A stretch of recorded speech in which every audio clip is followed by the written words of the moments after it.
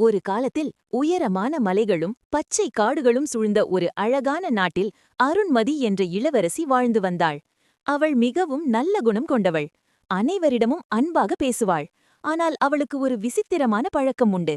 அரண்மனையின் பழைய பொருட்கள், ரகசிய அறைகள், மறைந்த பெட்டிகள் போன்றவற்றை தேடி பார்க்க அவளுக்கு மிகவும் பிடிக்கும். ஒருநாள் அரண்மனையின் அடித்தளத்தில் இருந்த பழைய கிடங்கில் அவள் தேடிக் கொண்டிருந்தாள். அப்போது தூசி படிந்த ஒரு பெரிய மரப்பெட்டி அவளது கவனத்தை ஈர்த்தது. அந்த பெட்டி மிகவும் பழமையானது. அதன் மேல் பொன்னால் செய்யப்பட்ட பூக்கள், பறவைகள், சூரியன் போன்ற வடிவங்கள் இருந்தன. இந்த பெட்டிக்குள் என்ன இருக்கும் என்று யோசித்தாள் அருண்மதி. அவள் மெதுவாக பெட்டியை திறந்தாள். ஆனால் அதற்குள் எந்த நகைகளும் இல்லை. அதன் உள்ளே ஒரு சிறிய கண்ணாடி மட்டும் இருந்தது. அந்த கண்ணாடியில் பார்த்தவுடன் அவள் தன்னையே காணவில்லை.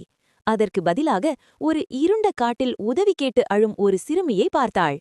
என்னை காப்பாற்றுங்கள், நான் இந்த மந்திர காட்டில் சிக்கியிருக்கிறேன் என்று அந்த சிறுமி அழுதாள். அருண்மதி அதைக் கண்டு அதிர்ந்தாள். உடனே அந்த கண்ணாடியின் பின்னால் இருந்த பழைய எழுத்துக்களை படித்தாள். உண்மையான துணிச்சல் கொண்டவர் மட்டுமே இந்த மந்திரத்தை உடைக்க முடியும். அருண்மதி உடனே அந்த சிறுமியை காப்பாற்ற முடிவு செய்தாள்.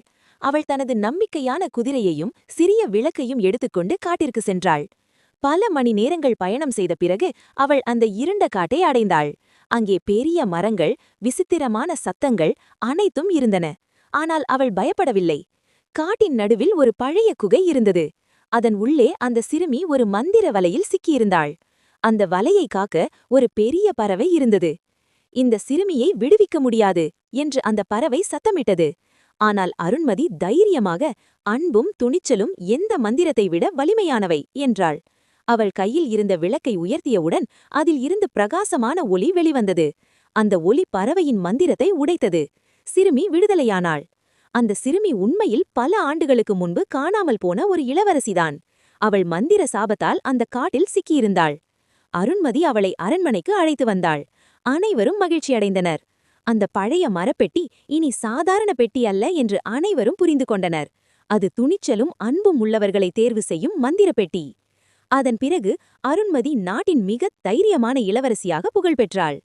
கதையின் நெறி: துணிச்சலும் நல்ல மனமும் இருந்தால் எந்த சிக்கலையும் சமாளிக்கலாம்.